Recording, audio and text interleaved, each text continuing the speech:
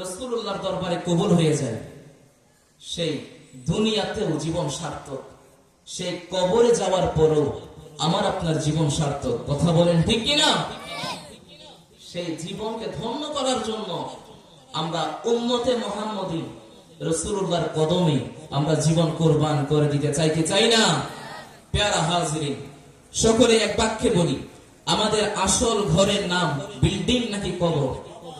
আর মহব্বতে বলেন বাবা কোনটা? সেই কবর আমাদের পাশে আসছে না নাই? সেই কবর একদিন যাওয়া লাগবে কি লাগবে না? আমরা সকলে যাবো তো। সেই কবরের ভয় অন্তরে ধারণ করার প্রয়োজন আছে না নাই? আল্লাহ পাক রব্বুল আলামিন, অল্প সময়, আমি বেশিক্ষণ আলোচনা করব না, প্রধান বক্তা চলে আসলে শেষ করে দিব ইনশাআল্লাহ। যতক্ষণ আলোচনা হবে আল্লাহ পাক রব্বুল আলামিন আমাদের সকলকে কোরআন ও হাদিসের ভিত্তিতে আলোচনা শোনার তৌফিক দান করে, মহব্বত বলে আমিন। আমার চেয়ে কত দামি নামী মানুষ এই কবরে শুয়ে আছে, ঠিক কিনা বলেন? অত্র এলাকার মেম্বার আগে যিনি ছিল, অত্র সমাজের চেয়ারম্যান আগে যিনি ছিল, অনেকের মা, এখানে অনেকের মা নেই আমার জানা মতে, অনেকের মা নাই না?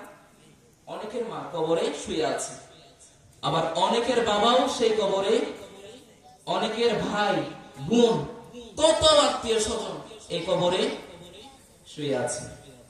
আমার আপনার মতো কত টকবকে যুবক রাস্তায় বাইক অ্যাক্সিডেন্টে মারা গিয়ে এই কবরে শুয়ে আছে।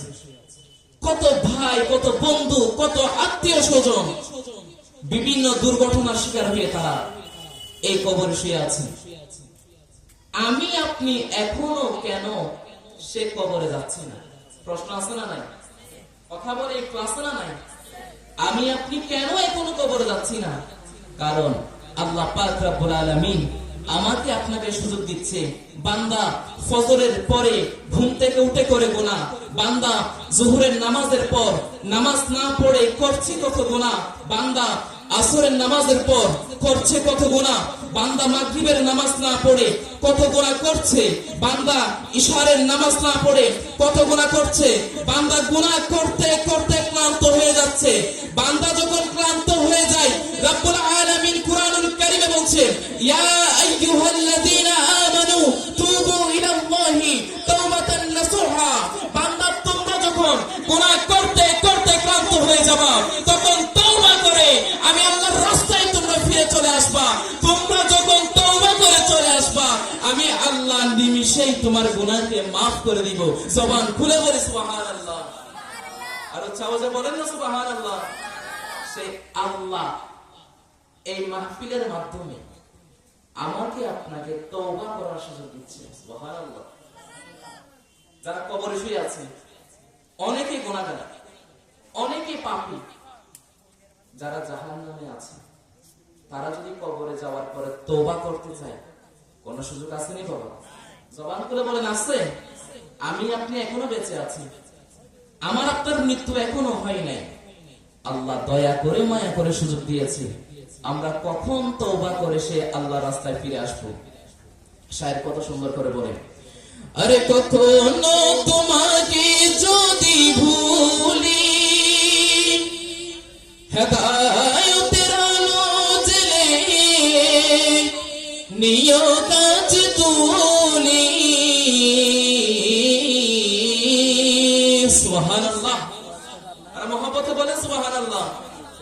কখনো তোমাকে যদি ভুলি, হেদায়েতের আলো জ্বেলে নিও কাজ তুলি।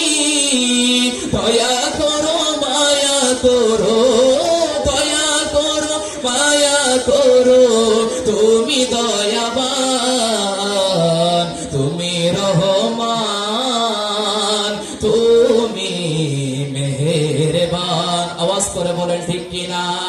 আল্লাহ দয়া করে মায়া করে বান্দাদের সুযোগ দিয়েছে। বান্দা কখন গুনাহ করতে করতে, বান্দা গুনাহ করতে করতে যখন ক্লান্ত হয়ে যাবে, বান্দা ক্লান্ত হয়ে যাওয়ার পর আল্লাহর রাস্তায় যখন ফিরে চলে আসবে, রব্বুল আলামিন অপেক্ষায় থাকে বান্দা কখন তওবা করবে, তওবা করবে। বান্দা তওবা করতে দেরি, আমার আল্লাহ পাক রব্বুল আলামিন ওই বান্দার তওবাকে কবুল করে তার জীবনের গুনাহকে মাফ করে দিতে দেরি করে না। জবান খুলে বলি সুবহানাল্লাহ। তাই শায়ের সুন্দর করে বলে, তুমি রহমান, তুমি, এই বিশ্বাস আছে না নাই আমাদের? আমি যদি আল্লাহকে রহমান মেহেরবান বলে ডাকি, সে আল্লাহর মেহেরবান আমরা পাবো কি পাবো না? এই বিশ্বাস আছে তো আমাদের? যাদের আছে মহব্বত বলি, তুমি রহমান, তুমি, আর মহব্বতে তুমি রহমান, তুমি মেহেরবান। অন্ধ কাহে না আমি তোমার গুণগান, বুঝেও বুঝে না গোবসান, তুমি রহমান মেহেরবান। মহব্বতে তুমি রহমান,